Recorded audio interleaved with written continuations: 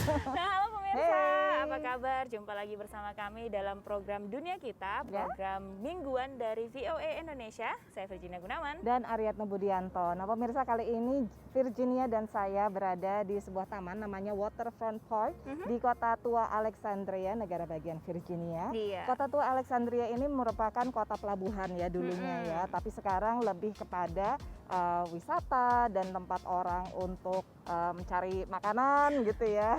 Piknik, berpiknik, dan iya, kebetulan Waterfront Park rekreasi, olahraga. ini memang cakep banget ya Nak ya, Betul. kalau menurut aku ya. Iya. Karena ada air, terus misalnya kalau udaranya juga cukup segar, karena emang agak jauh dari traffic pusat kota lalu lintas. atau kemacetan. Iya. Nah, pemirsa, sekarang kita ingin menjawab pertanyaan pemirsa dulu, Jin, karena ini merupakan topik kita pada episode kali ini. Langsung aja kita sapa pemirsa Jafrianto di Jakarta. Halo. Di China, vaksin COVID-19 itu sudah ada dan sedang diuji ke warga-warganya. Nah, kalau di Amerika gimana? Apakah udah ada dan sedang diuji juga? Nah, Ya, terima kita- kasih Jafri pertanyaannya. Ini menarik Betul. ya, Nak ya. Iya. Bahkan sampai saat ini pun di Amerika Serikat belum ada vaksin yang disetujui oleh Betul. FDA atau BPOM Amerika Serikat. Nah, ini Presiden Amerika Serikat Donald Trump menyatakan bahwa vaksin akan tersedia sedekat bulan Oktober dan bisa diberikan kepada seluruh warga Amerika pada bulan April 2021. Nah, ini merupakan apa ya, statement yang cukup politis karena ini menjelang pemilu November nanti ini akan berlangsung Pilpres di Amerika Serikat. Iya, jadi memang ada beberapa nuansanya ya. Tapi dari sisi lain, dari sisi ilmuwan terutama adalah salah satu Dr. Anthony Fauci, terus juga ketua dari Pusat Penanggulangan dan Pencegahan Penyakit Menular itu menyatakan bahwa enggak nih. Iya, masih akan vaksin agak itu lama. masih butuh waktu yang cukup lama karena beberapa perusahaan termasuk yang sudah agak besar ya, yang paling terakhir mencapai tahapan testing atau tahapan pengujian klinis, ya. mereka saja masih mengumpulkan data dan sampai Betul. saat ini diperkirakan data terkumpul itu baru akan ada pada akhir Oktober. Oke. Jadi itu kan masih butuh ada beberapa proses lagi ya, Nak, Betul, ya. jadi sudah masuk uji klinis tapi belum tentu kan mendapat persetujuan dari BPOM Amerika Serikat atau Iya. FDA itu. Tapi untuk pengembangan vaksin sendiri di Amerika Serikat ada satu operation namanya Warp Speed atau mempercepat dan memperbanyak dana yang disuntik oleh pemerintah Amerika untuk penelitian vaksin-vaksin ini. Iya, betul. Jadi paling enggak diharapkan dengan operation ini uangnya cukup, Ya. terus waktunya juga dipercepat dan lebih kondusif lah untuk menciptakan vaksin yang memang saat ini penyakit COVID-19 ini kan sudah memakan korban sampai 200.000 Betul, dan orang Amerika di Serikat sendiri ya. ini merupakan negara dengan jumlah orang yang positif COVID-19 terbanyak di dunia. Semoga menjawab, Jafrianto. Dan sekarang kita mau mengajak pemirsa untuk berkenalan dengan seorang dokter Indonesia yang berpraktek di Amerika Serikat. Nah, praktek ini kan biasanya apa ya, orang datang ke kliniknya gitu ya. Dia bukan bekerja di rumah sakit tapi di private practice atau klinik swasta ya. Nah, ini apa saja ya yang menjadi concern-nya untuk menangani para pasien di masa pandemi ini? Kita langsung kenalan dengan Dr. Ratih Sudarto. Dear Dr. Sudarto, on behalf of the whole family, I thank you for caring for our mom. She lived a long and fun life, with particular thank you for your loving care. Membaca kartu ungkapan terima kasih yang dikirim oleh pasien atau keluarganya menjadi penyemangat Ratih Sudarto dalam menjalani profesi sebagai dokter. Even though it's hard, a lot of time gitu, one of the things that membuat saya mau terus ya mengerjakan ini adalah ini sangat rewarding. This profession is very rewarding. Dokter yang lahir dan besar di Jakarta ini pindah ke Amerika setelah lulus Fakultas Kedokteran Universitas Atmajaya tahun 2002. Dan ambil residensi di sini. Residensi itu kayak spesialisasi lah ya.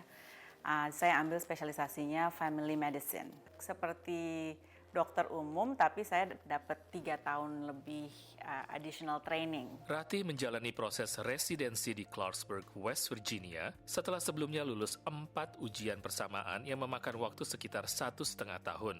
Proses yang tak mudah dan cukup lama ini wajib dijalani dokter lulusan luar Amerika untuk memperoleh izin praktek. 3 tahun setelah menyelesaikan residensinya dan bekerja di West Virginia, Ratih memutuskan pindah dan bergabung dengan sebuah klinik di Annandale, Virginia. Saya membuat keputusan tersebut karena saya merasa di Virginia ini lebih bagus untuk membesarkan anak. Lebih banyak orang Indonesia di sini yang buat saya, karena saya nggak ada keluarga di sini, saya merasa lebih nyaman, banyak teman. Perasaan nyaman jugalah yang dirasakan Arti Saraswati diaspora Indonesia yang memilih Ratih menjadi dokter keluarganya. Saya kenal Dr. Ratih dari sebelum Dr. Ratih pindah ke West Virginia untuk sekolah. Jadi saya udah kenal sebelum Dr. Ratih praktek. Saya merasa Dr. Ratih itu punya perhatian yang lebih ya ke pasien-pasiennya. Research-nya mendalam gitu. Ratih dan suaminya, seorang ahli radiologi, kini tinggal di Falls Church, Virginia bersama ketiga putranya. Dari Falls Church, Virginia, tim VOA. Nah pemirsa, setelah yang satu ini kami akan kembali membawa beberapa cerita lain, Ya. terutama soal alat-alat yang dikembangkan sebelum vaksin ini ditemukan. Betul. Jadi apa saja alat-alat yang dikembangkan oleh para ilmuwan saat ini untuk mencegah penyebaran Ya. pandemi COVID-19, tapi setelah yang Satu ini tetap di dunia kita.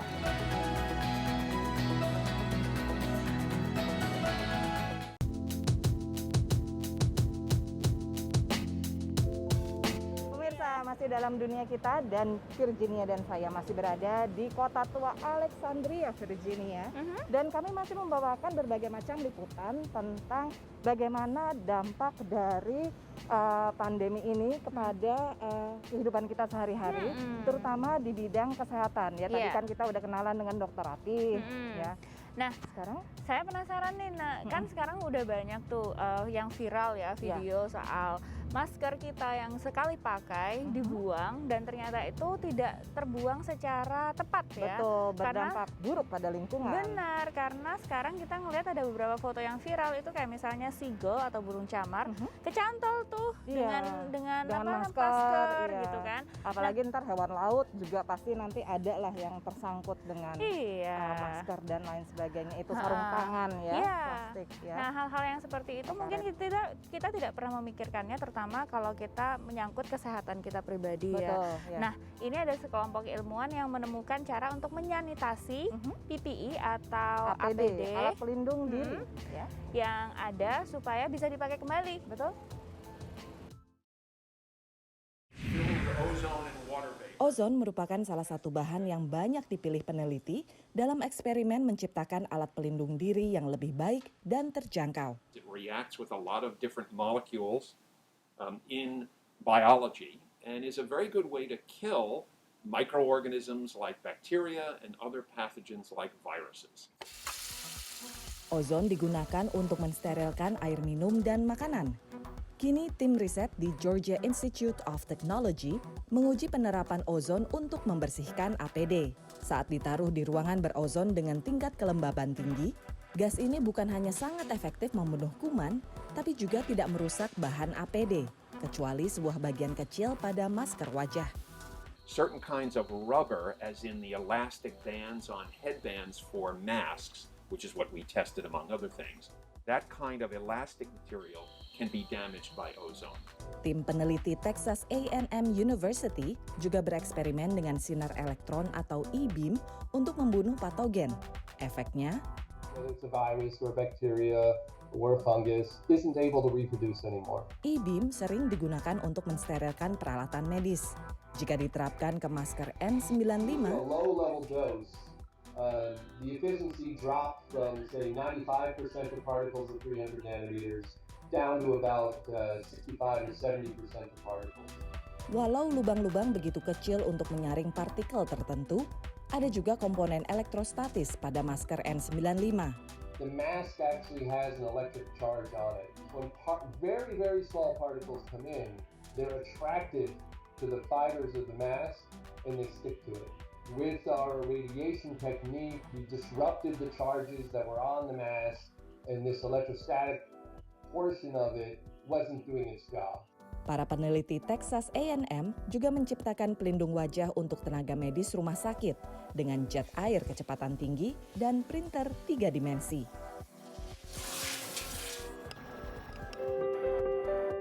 Massachusetts Institute of Technology merancang pelindung wajah untuk dokter dan perawat yang bisa dipakai ulang dengan menggunakan karet silikon. Ini bahan yang juga digunakan untuk peralatan masak sehingga bisa disterilkan dengan berbagai cara. Be autoclaving, which is one of the ways that we clean things at a hospital and labs, which is high temperature and pressure, by high heat, also such as in ovens. And or with chlorine. Mirip dengan pembuatan Lego, masker silikon dibuat dengan cetakan dengan filter N95 yang menggunakan materi lebih sedikit dari masker N95 sekali pakai. Tim peneliti sedang menunggu persetujuan dari Badan Pengawas Obat dan Makanan atau FDA dengan harapan masker pakai ulang ini bisa digunakan publik dalam beberapa bulan ke depan. Dari Washington DC, tim VOA.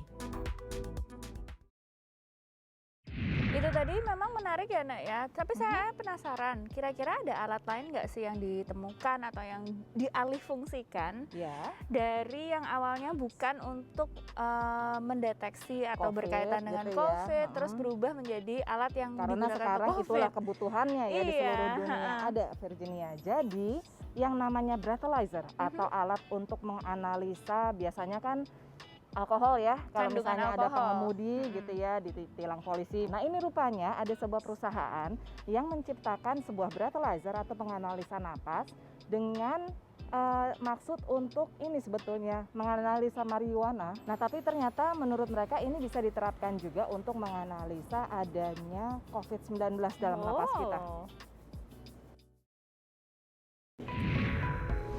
Peneliti di Hound Labs di California telah membuat alat pendeteksi marijuana lewat napas. Menurut mereka, teknologi analisa napas yang serupa bisa diterapkan dalam memerangi COVID-19.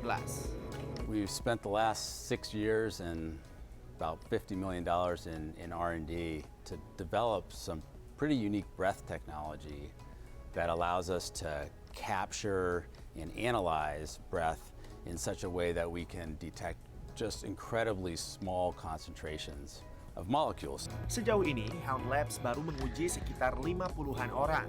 Lebih dari 30 diantaranya positif COVID-19. Namun, hanya 8 yang terdeteksi positif oleh breathalyzer ini. And this is absolutely consistent with what we know about super spreaders, where about 20% of people with COVID-19 can spread it very, very widely to dozens of people. Whereas the other 80% really don't spread it at all or spread it very minimally. Diakui ini masih dalam tahap awal, namun implikasinya bisa begitu besar. Ilmuwan berpacu dengan waktu dalam mengembangkan vaksin, sehingga breathalyzer bisa membantu identifikasi dan pelacakan untuk melindungi warga sebelum vaksin tersedia. Dari Oakland, California, VOA. Wah menarik ya Nak ya, berarti kita sekarang harus berinovasi, mencari cara sekreatif mungkin agar menemukan secara prinsipnya apa sih yang buat kita bisa mendeteksi atau melindungi diri dari COVID Betul, ini. supaya tidak penyebarannya tuh tidak lebih luas lagi gitu ya. Bagaimana kita mengcontain atau mengungkung pandemi ini ya, supaya jangan lebih banyak lagi orang yang terkena. Oke pemirsa, sekarang kita istirahat lagi, tapi jangan kemana-mana, tetap di dunia kita.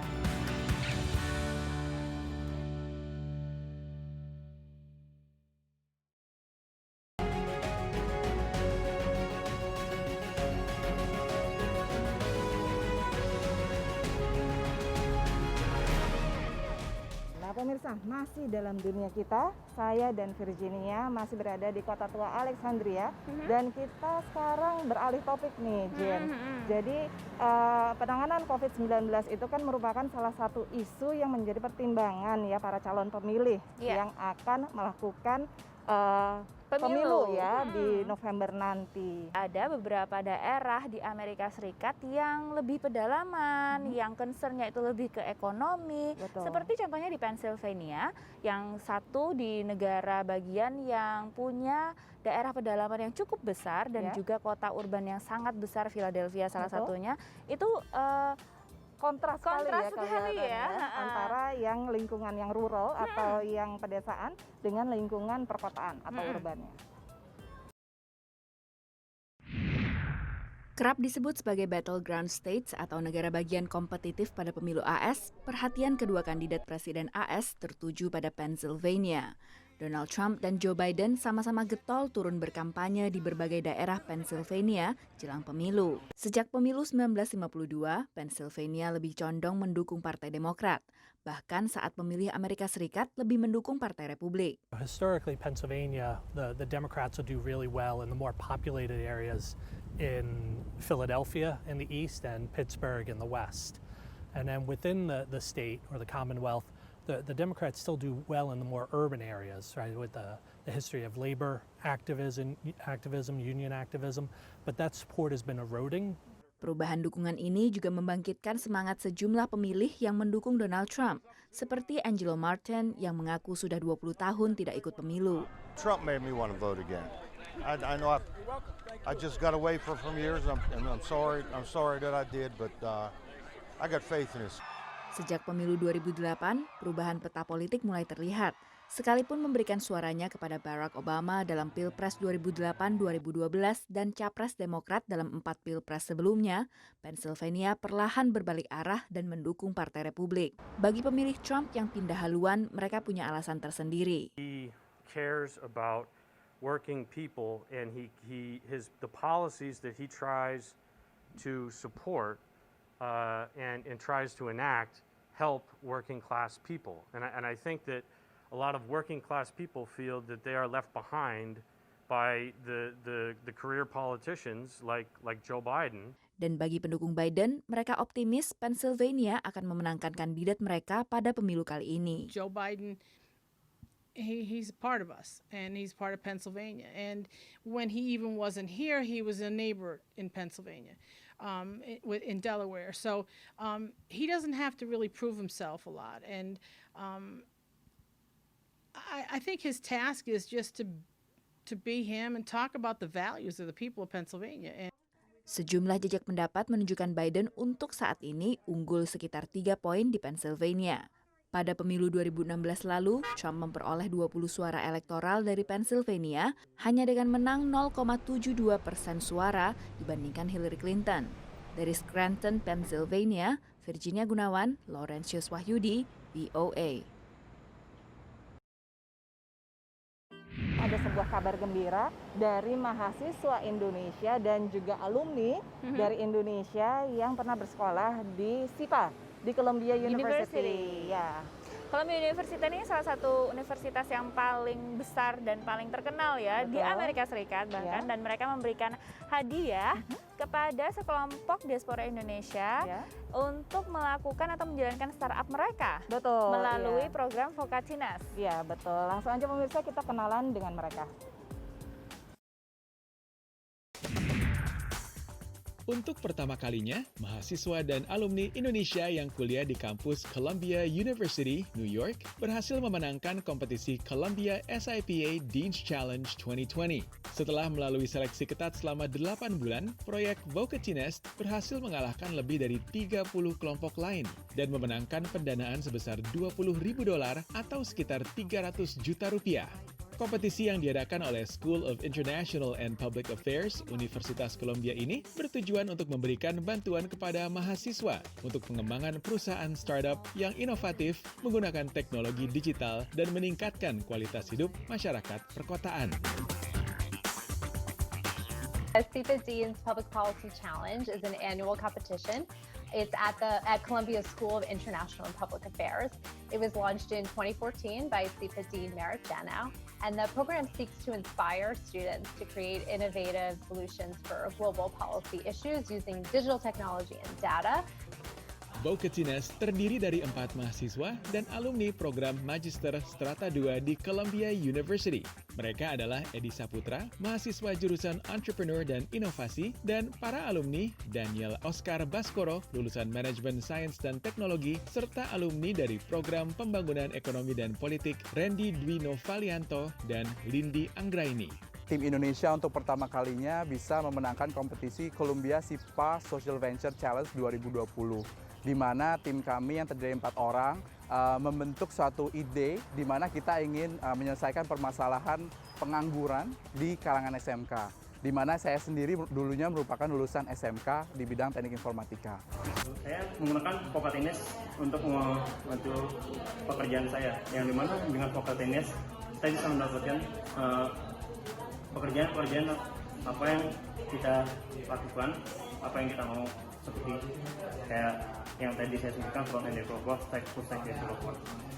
We also want to make sure there is a social impact component. So we're a school of public policy, and we want to make sure that these projects do have a policy component where they are seeking to, advance and better the lives of people on the ground. So that's a big component for us too. Saat ini, aplikasi Vocatines sudah diluncurkan ke publik dan sudah diakses oleh lebih dari 1.300 user dari 15 sekolah menengah kejuruan di seluruh Indonesia.